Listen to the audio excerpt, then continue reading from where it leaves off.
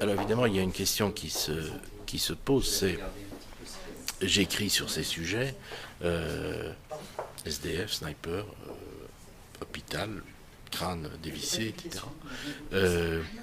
D'où vient le savoir C'est une très bonne question. Je crois que la plupart des gens que je vois là, dans les SDF par exemple, ont, certains ont un discours, même un discours élaboré là-dessus. Je songe à un homme que j'ai suivi pendant des années, qui était, je ne dirais pas sa nationalité, mais c'était un étranger en tout cas, qui avait un doctorat de choses techniques très précises. Il avait des articles qu'il avait écrits, enfin c'était pas un fantasme, je voyais que etc.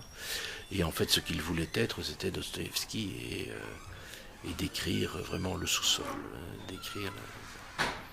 Et donc il avait un discours très, très intéressant sur sur le fait qu'il ne pouvait plus travailler dans des usines et être ingénieur, s'en foutait complètement, la vraie vie n'était pas là.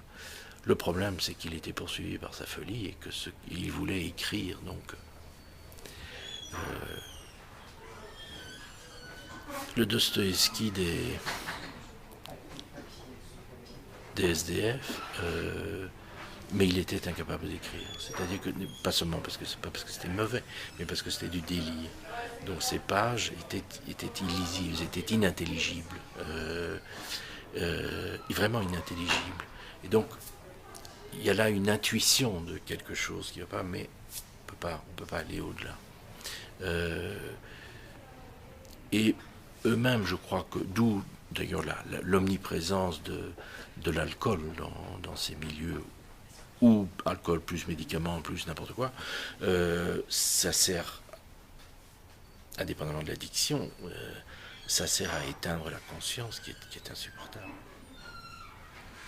Donc on ne peut pas se voir, ou si l'on se regarde, on a tellement sa gueule que ça pose des problèmes. Et comme ça pose des problèmes d'avoir dans sa tête des cicatrices sur le crâne qui rappellent que le tic-toc, tic-toc, tic-toc. Alors c'est tic-toc, tic-toc pour tout le monde, bien entendu. Donc c'est à la fois c'est un savoir qui ne sert à rien et qui est une espèce de tarte à la crème. Mais néanmoins c'est ma tarte à la crème.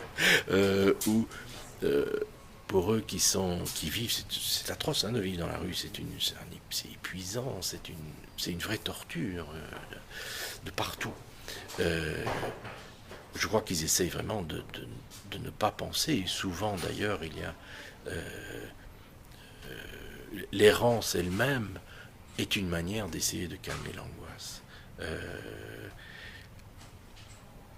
Alors, ce sont de très lointains cousins, mais certains de mes camarades de jeu en Arizona, c'est certainement des gens qui essayaient de calmer leur angoisse en manipulant beaucoup d'armes à feu, très puissantes. Je passe l'évidence phallique trop tellement évident que c'est embarrassant, mais néanmoins,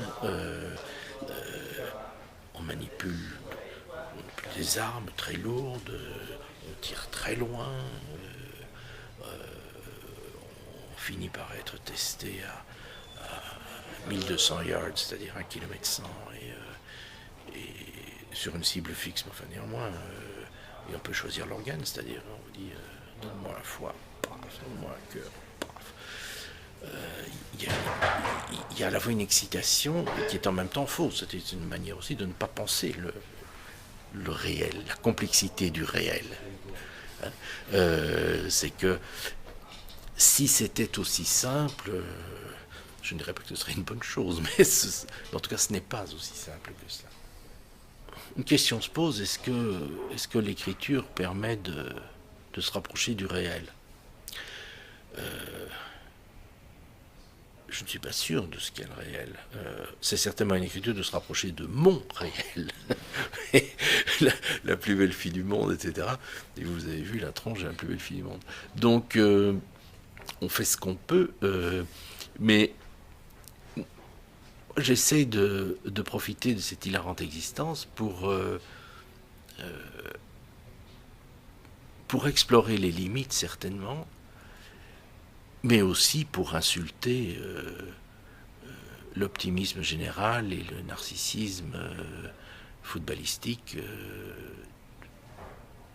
de la masse abrutie. Et la masse abrutie n'est pas un problème de classe sociale, si ce n'était qu'un problème de classe sociale, pour la limite, mais c'est un problème général. Et admirons le président de du pays le plus puissant du monde, Donald Trump, notre héros à tous. C'est comme, là aussi, c'est quand même quelque chose, indépendamment de la plaisanterie infiniment comique, c'est aussi pas drôle du tout et profondément inquiétant. C'est-à-dire que cet homme a été effectivement élu. Peut-être pas, comme on sait, une majorité absolue, mais néanmoins élu. Il est probable qu'il soit pratiquement illettré. Il sort maintenant qu'il est probablement, il lit probablement comme un enfant qui n'a pas encore tout à fait son diplôme d'école primaire. Bon. Ça aussi, c'est l'humanité. Des millions de gens pour ce type.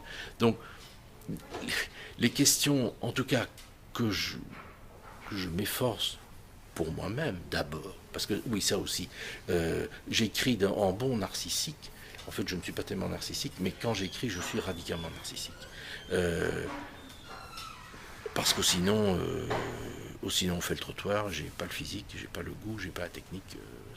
Donc, ce que j'écris d'abord et avant tout parce que je décide de l'écrire, je l'écris pour moi, face à moi, basta. Ensuite, sa vie, qui, j'espère, fait écho à d'autres qui sont plus frères que les frères, en quelque sorte. Mais il y a une radicalité absolue à l'écriture. L'objet livre, c'est anxiolytique aussi de faire un livre. C'est beau, un livre. C'est un objet, ça existe. C'est pas du blabla. Ça reste. C'est comme une espèce de pierre. Voilà. Moi, je foutrais le camp, juste par putain, n'importe quoi. Un livre, ça reste plus longtemps. Ce passage au théâtre, pour moi, mais je n'ai aucune responsabilité dans ce qu'on a fait avec les textes. Et je trouve le théâtre me fascine depuis très très très longtemps, parce que Hamlet me fascine depuis mon enfance, littéralement. Je pense qu'Hamlet est pour moi un philosophe à part entière. C'est aussi intéressant de lire Hamlet que de lire l'apologie de Socrate. Et infiniment plus intéressant de lire Hamlet que les foutaises évangéliques ou autres plaisanteries coraniques. Voilà. Or, le monde est un théâtre. C'est le grand Bill qui le dit. Le monde est un théâtre.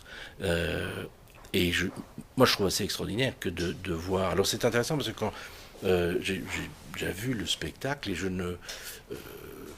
ce qui est bien, c'est que je sais que c'est moi sans être moi, évidemment, on est toujours habitué, mais je suis tellement pris par le truc que j'oublie que c'est moi. Ça, c'est très bien parce que moi, je pense à moi, mieux je me porte.